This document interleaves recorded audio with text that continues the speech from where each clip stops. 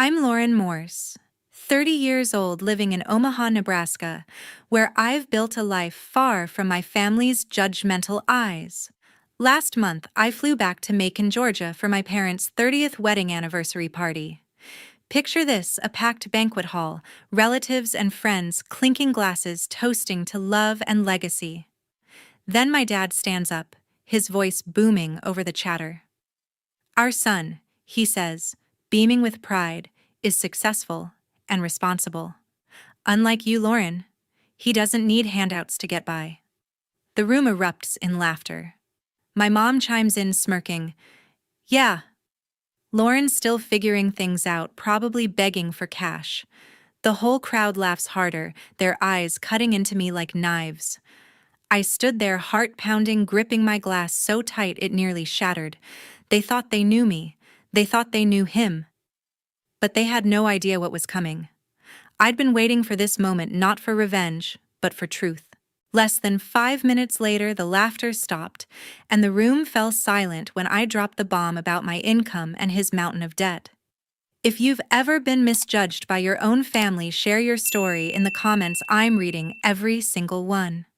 Growing up in suburban Macon, Georgia, my family looked like the perfect middle-class picture. Our two-story house on a quiet cul-de-sac had a neatly trimmed lawn, a basketball hoop in the driveway, and a fridge always stocked with casseroles. My dad, a retired retail manager, ran the household like a store. Everything had to be in order, especially us kids. My mom, who used to be an accountant before staying home, kept the books balanced and the family photo albums polished. But behind the white picket fence, there was a clear favorite, my older brother, Evan. From the time I could tie my shoes, Evan was the star. His report cards plastered with A's hung on the living room wall next to his soccer trophies. "Look at your brother," my dad would say, pointing at the display like it was a museum exhibit. "He's going places." Evan soaked it up, strutting around with a grin, always ready to remind me how he aced his math tests or scored the winning goal. Meanwhile, my knack for numbers, spotting patterns, digging into data got me nothing but eye rolls. "That's a hobby, Lauren, not a career," my mom would sigh, tossing my sketches of charts into the trash. My grades were solid, but they never made it to the wall. My art projects, my coding experiments, none of it mattered. To them, I was chasing daydreams. By the time I was picking colleges at 18, Evan was already at 21, studying business at Georgia State, set to conquer the real estate world. My parents threw him a send-off party, inviting half the neighborhood to toast his future. "He's got a plan," my dad bragged, clinking his beer with neighbors. I wanted to study data analytics, but when I brought it up, my mom laughed. "What's that even mean? You'll end up unemployed." My dad was blunter, "Stick to something practical like your brother." I sat at the kitchen table staring at my rejection letter from a fancy tech school I couldn't afford, feeling like a guest in my own home. Evan, meanwhile, got a new laptop, a car, and endless praise for his ambition. It wasn't just the praise that stung. It was the little things, how my parents would drop everything to watch Evan's games, but forget my science fair. How they'd grill me about my part-time job at the mall, but never asked Evan about his late-night calls with shady business buddies. I'd overhear them whispering about me, "Lauren's too stubborn. She doesn't get how the world works." But Evan? He could do no wrong. His real estate dreams were bold. Mine were unrealistic. I started keeping my achievements to myself. A math competition, win a coding bootcamp scholarship, because sharing them felt like shouting into a void. The worst came during family dinners. Evan would talk up his latest internship, and my parents would hang on every word, nodding like he was giving a TED Talk. I'd try to chime in, maybe about a data project I was proud of, and my dad would cut me off. "Let's hear about something that matters," he'd say, turning back to Evan. My mom would pat my hand, her smile tight like she pitied me for trying. I'd sit there pushing peas around my plate, my stomach twisting with resentment. It wasn't just that they favored Evan. It was that they didn't see me at all. Looking back, I can pinpoint when the rift started to feel permanent. One night, I overheard my parents in the den talking about college funds. "We'll cover Evan's tuition," my dad said. "He's got potential." My mom agreed Lauren will figure it out. She's independent. Independent. That word burned. They didn't mean it as a compliment, they meant I was on my own. I was 18 staring down a future they didn't believe in while Evan got a free ride. That moment cemented it. I had to prove them wrong, not for their approval, but for myself. The summer before college, I faced my first major clash with my family. I sat at our kitchen table in Macon, Georgia, clutching my acceptance letter to a local university's data analytics program. I'd spent months researching, drawn to how numbers could tell stories, patterns that predicted trends, solutions that saved businesses. This is my future, I told my parents, my voice steady but hopeful. My dad didn't even look up from his newspaper. Data what? That's not a real job, Lauren. You'll be broke. My mom, stirring her coffee, chimed in. Why can't you pick something solid like your brother's business degree? Evan sprawled on the couch, smirked. Yeah, stick to the real world, sis. Their words hit like a slap, but I wasn't backing down. With no support from home, I forged my own path. I took a part-time job at a Macon bookstore shelving novels and crunching sales data for extra shifts. My parents didn't notice the late nights I spent studying, balancing spreadsheets with textbooks. I enrolled at the University of North Georgia, a small campus I could afford without their help. My dad called it a waste of time, but I graduated debt-free thanks to scholarships and grit. At 22, I packed my bags and moved to Omaha, Nebraska, a city buzzing with startups perfect for a data analyst like me. I landed a gig at a marketing firm, turning raw numbers into campaigns that drove millions in revenue. By 25, I was leading projects, my salary climbing to six figures. No loans, no handouts, just my own hustle. Meanwhile, Evan was basking in my parents' praise. His real estate ventures in Atlanta were the talk of every family call. Your brother closed another deal, my mom would gush over the phone, never asking about my work. My dad sent me articles about Evan's promising projects, as if I needed a reminder of his supposed success. But I started noticing cracks. During a rare visit home, I saw Evan pull up in a sleek BMW, its chrome glinting under the Georgia sun. New ride, he bragged, tossing the keys. I raised an eyebrow. How'd you afford that? He shrugged, dodging the question.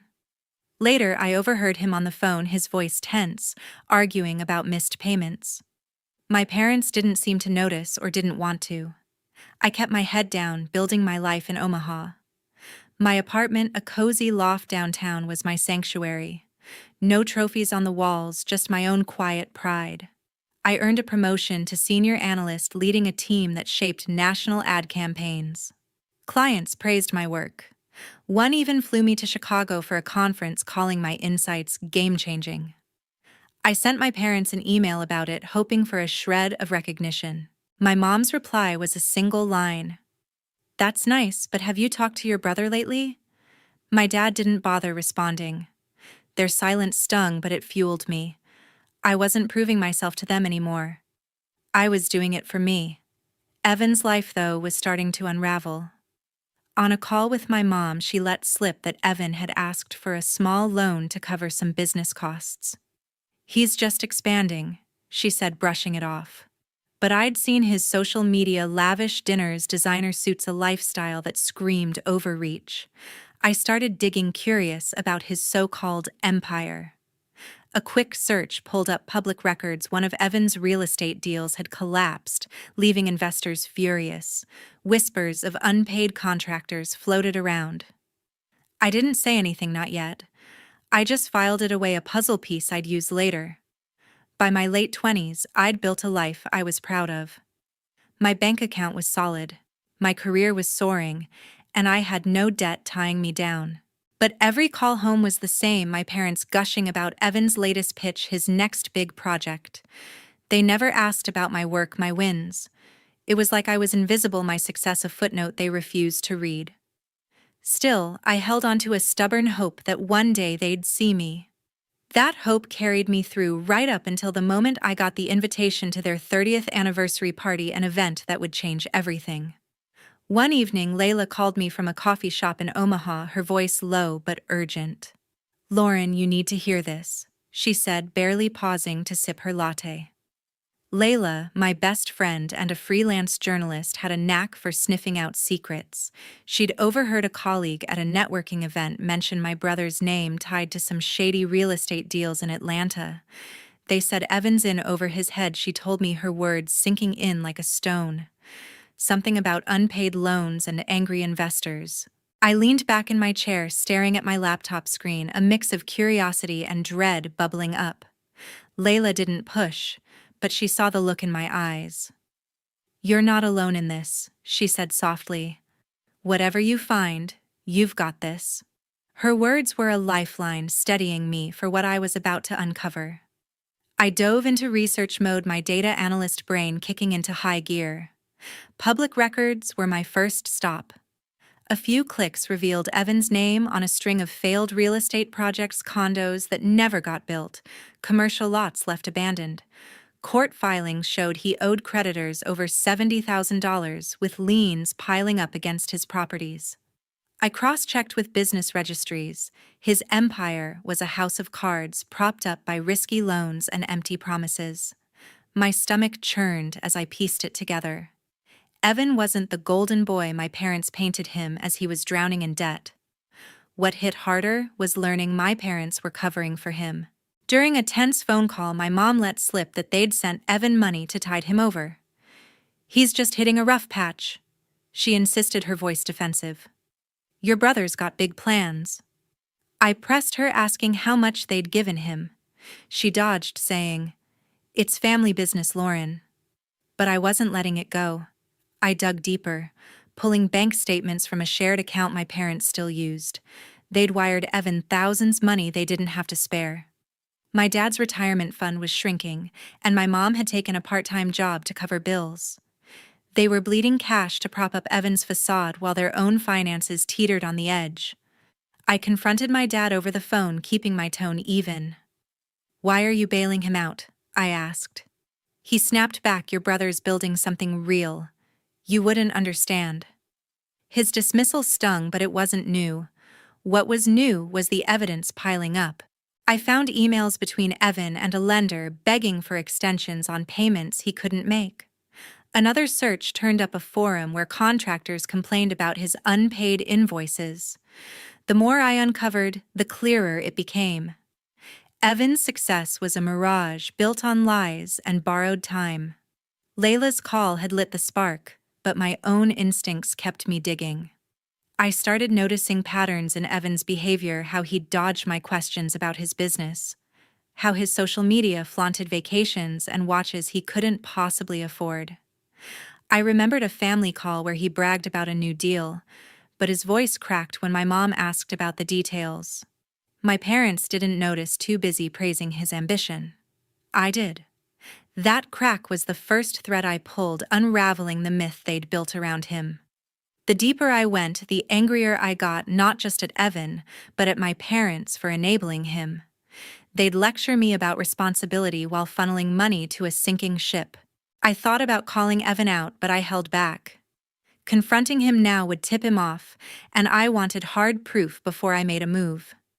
So I kept quiet, saving screenshots, documents, anything that could expose the truth. My parents' 30th anniversary party was looming, and something told me it would be the perfect stage to set things right. A month before my parents' 30th anniversary party, I got an email from my mom with a flashy digital invitation. They were throwing a grand celebration in Macon, Georgia, at a swanky banquet hall, complete with catered food, a live band, and a guest list packed with relatives and old friends. "We're pulling out all the stops," she wrote, her words dripping with pride. I stared at the screen, a knot forming in my stomach. My parents weren't the type to splurge like this, not with their retirement account dwindling and my mom's new part-time gig at a local bank. Something didn't add up. I booked a flight from Omaha to Macon, determined to figure out what was going on.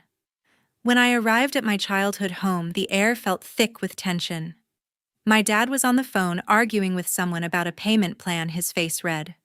My mom was sorting through catering menus, muttering about costs, but brushing off my questions. "It's a special occasion," she said, avoiding my eyes. I noticed a stack of bills on the kitchen counter, past due notices from a credit union. Later, I overheard my dad whisper to my mom, "We'll cover Evan's share too." My heart sank. They'd taken out a loan, not just for the party, but to bail out my brother again. I checked their bank statements on the family account. $5,000 wired to Evan last month, plus a $10,000 loan for the venue. Their savings were nearly gone. I confronted my mom in the living room, keeping my voice calm.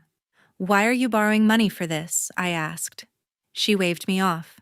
"Your brother's helping with his connections. He's doing fine." But I knew better. Evan's connections were a front. His debts were mounting, and my parents were sinking with him.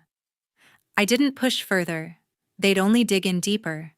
Instead, I started preparing.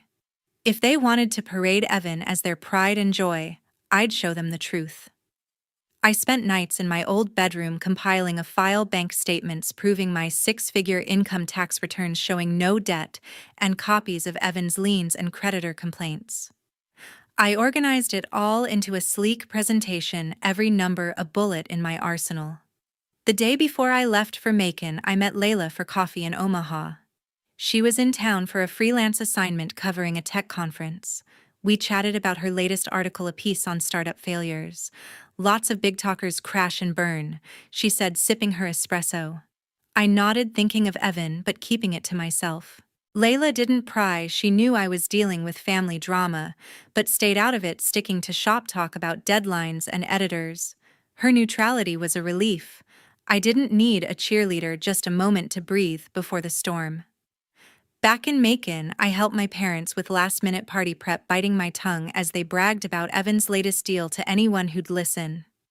At a family barbecue, my dad clapped Evan on the back, telling cousins, "My son's got a knack for business." Evan grinned, but his eyes darted to me like he knew I was watching. I smiled back, my folder of evidence tucked safely in my suitcase. I wasn't angry anymore, just focused.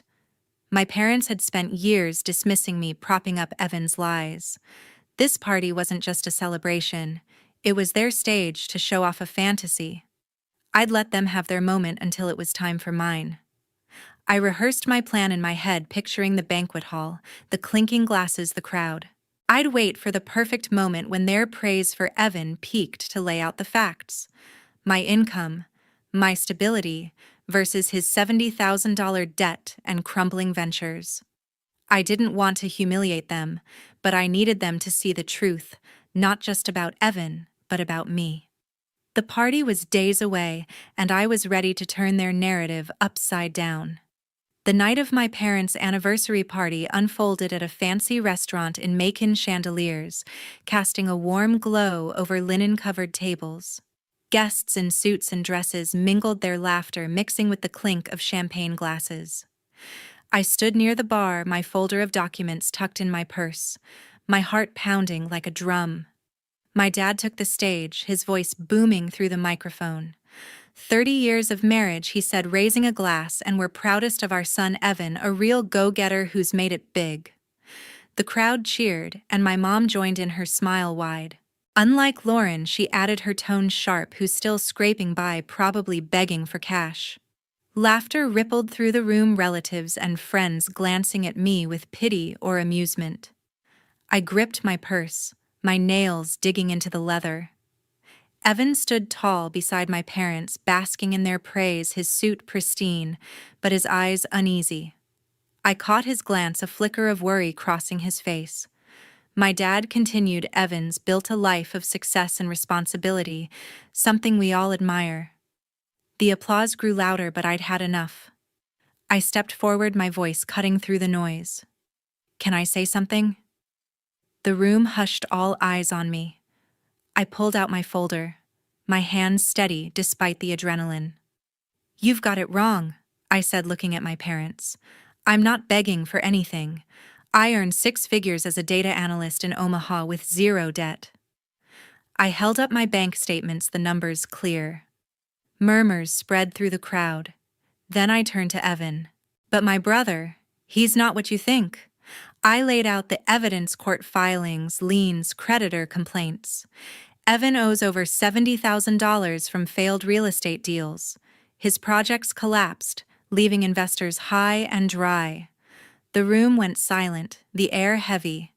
My dad's face paled, his glass trembling. My mom's smile vanished, her eyes darting to Evan. He opened his mouth to protest, but I wasn't done. "I've got the receipts," I said, showing emails where he begged lenders for extensions. The crowd leaned in, some gasping, others whispering. Rebecca, Evan's wife, stepped forward, her face tight with anger. "It's true," she said, her voice shaking. "Evan hid the debt from me for years. We're separated because of it. He lied to everyone." The revelation hit like a thunderclap. Guests stared at Evan, their cheers replaced by stunned silence. A cousin dropped her fork, the clatter echoing. My dad tried to speak. "Lauren, this isn't the time," but I cut him off. "It's exactly the time. You've spent years calling me a failure while propping up his lies." I pointed at Evan, who stood frozen, his charm crumbling. My mom clutched her necklace, her eyes wide with shame. The room felt like a courtroom, every guest a juror. An uncle shook his head, muttering to his wife. A family friend turned away, embarrassed for my parents. Evan's face burned red, his fists clenched, but he had no defense. The documents were undeniable public records, bank transfers, his own words in black and white. I didn't raise my voice or gloat. I let the truth do the talking. My parents, who'd built their pride on Evan's so-called success, now faced a room full of people who saw through the facade. The celebration they'd planned to showcase their perfect family had become their undoing. I put my folder away, my point made. I didn't need their approval anymore, but I needed them to know who I was and who Evan wasn't. The silence stretched heavy with the weight of their misjudgment. I walked back to my seat, the crowd parting their whispers, following me. My parents stood on stage, exposed, their legacy tarnished. Evan slunk away, avoiding everyone's eyes. The party continued, but the mood had shifted. No one could unhear what I'd said. After that fateful party, my family was never the same. The truth I'd laid bare in that Macon restaurant shattered the illusion my parents had clung to for years. A week later, my mom called, her voice trembling with a mix of anger and desperation. "Lauren, we need your help," she said, admitting their savings were gone, drained by loans for Evan and the lavish celebration. "Can you send us some money?" I sat in my Omaha apartment, staring out at the city skyline, my resolve hardening. "No," I said firmly. "You made your choices." I hung up, and that was the last time we spoke. I blocked their numbers, my inbox, their social media. The family I'd once hoped to please was now a closed chapter. Evan's downfall came swiftly. With his debts exposed, creditors closed in like vultures. Court documents I later found showed his real estate ventures were officially bankrupt. His assets seized to cover over $70,000 in unpaid loans. His Atlanta condo, once a symbol of his success, was foreclosed, leaving him scrambling for a cheap rental. Rebecca filed for divorce, unwilling to stay with someone who'd buried her in lies. "I trusted him," she told me in a brief call, her voice heavy with regret. "He ruined us." I listened, offering no comfort. Her pain was real, but so was mine. Evan's charmed life built on borrowed money, and my parents' blind faith had collapsed into rubble. My parents faced their own reckoning. The social circle they'd cherished in Macon turned cold. Relatives who'd clapped for Evan's boasts at the party now whispered about his failures. A family friend, once a regular at their barbecues, stopped inviting them to gatherings. My dad's golf buddies started dodging his calls, embarrassed by the spectacle of that night. My mom, who'd prided herself on her spotless reputation, found her book club meetings awkward, with members avoiding her gaze. Their status as the perfect middle-class couple, so carefully curated, was now a punchline. They tried reaching out to me through mutual contacts, but I held firm. No apologies could undo years of dismissal. I focused on my life in Omaha, where my career as a data analyst continued to thrive. I led a major project for a retail chain, boosting their sales by 20% with my predictive models. My team threw a small celebration, and I invited Layla, who was in town for a tech summit. We sat in a sleek conference center sipping overpriced coffee discussing her latest article on data privacy. "You're killing it," she said, grinning, her notebook stuffed with notes from the event. I smiled back, grateful for her friendship but glad she didn't pry into my family mess. Our talk stayed light, centered on work and industry trends, a welcome break from the chaos I'd left behind. Evan tried contacting me once, a rambling voicemail begging for a loan to get back on his feet. His voice cracked, stripped of its usual swagger. I deleted it without responding. He'd made his bed. Luxury cars, fake deals, lies to everyone, and I wasn't going to prop him up. Public records showed he'd moved to a small apartment, working odd jobs to scrape by. Rebecca, now free of him, had relocated to Savannah, starting fresh with a teaching job. I didn't reach out. Our paths had diverged, and I had no interest in looking back. My parents' situation grew bleaker. A cousin let slip that they'd downsized to a smaller house, unable to keep up with their old mortgage. My mom's part-time job at the bank became full-time, her evenings spent balancing books instead of hosting dinners. My dad, once the proud patriarch, withdrew, his confidence shaken. They'd bet everything on Evan, ignoring me, and now they were paying the price financially and socially. I felt no satisfaction, only a dull ache for the family we could have been. But I'd made my choice to protect my peace, to live for myself. A year after that fateful party, I stood stronger than ever in Omaha, my life, a testament to choices made on my own terms. My career as a data analyst soared. I'd just secured a contract with a national tech firm, my strategies driving their growth. My apartment with its view of the Missouri River was a space I'd built without anyone's approval. I surrounded myself with people who valued me, colleagues, who respected my work, friends, who celebrated my wins. I'd let go of the need to prove myself to my family, a weight that had once anchored me to their expectations. My parents, Douglas and Elaine, and my brother Evan, were no longer part of my world. I'd chosen peace over their chaos. Looking back, I learned a hard truth. My worth didn't depend on their validation. For years, I'd craved their acknowledgement, chasing a nod from my dad or a kind word from my mom. But their refusal to see me dismissing my career, my stability, taught me to define my own value. I built a life of honesty and hard work, while Evan's lies led him to ruin. His fake empire, propped up by deceit, cost him his home, his marriage, and his pride. My parents' blind faith in him stripped them of their savings and their social standing. Living a lie, I realized, comes with a price, one they all paid dearly. This journey wasn't just about exposing Evan's failures, it was about reclaiming my truth. I stopped seeking approval from those who couldn't give it and started living for myself. That choice freed me. I wake up each day knowing my success is mine, earned through late nights, tough calls, and unwavering focus. The scars from my family's rejection are still there, but they don't define me. They're reminders of what I overcame, proof that I don't need anyone's permission to shine. To everyone who's followed this story, thank you for listening. If you've ever felt misunderstood by your family, judged for being yourself, I see you. Your value isn't tied to their opinions. It's in the life you build, the truth you live. I'd love to hear your stories. Have you faced a moment where your family didn't get you? Share it in the comments. Let's talk about it. We're stronger when we lift each other up. I'm Lauren, and I'm free. Not because I won their approval, but because I stopped needing it. Living authentically without masks or pretense is my victory. It's a freedom I wish for everyone, a life where you're enough just as you are.